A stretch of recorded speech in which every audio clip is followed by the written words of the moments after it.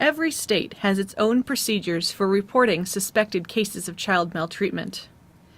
The Child Help USA National Child Abuse Hotline is one way to find out how to make a report in your state or county.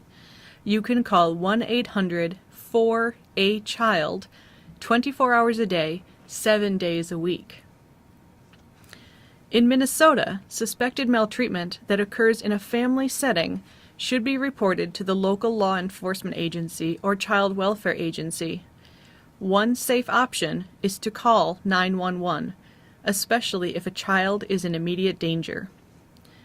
On D2L, you will see a printable list of contacts for Minnesota, as well as a list of 1-800 numbers for each state in the country. If the suspected maltreatment occurs in a licensed facility, like a school, a hospital, or a daycare, you should also contact the licensing agency. For alleged maltreatment that has occurred in a child daycare center, a residential treatment center, a group home, or a shelter facility, you can contact the Minnesota Department of Human Services.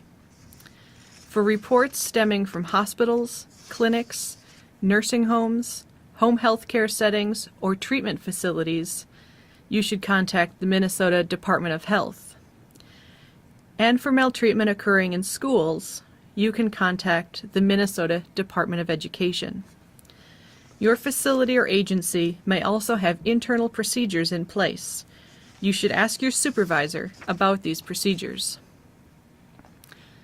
When you make a report of suspected child maltreatment, you will also be asked to provide as much of the following information as possible. This will help to get the child the best possible help.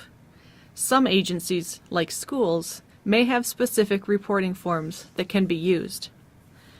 Generally, you will be asked to provide your name and contact information and your relationship to the child.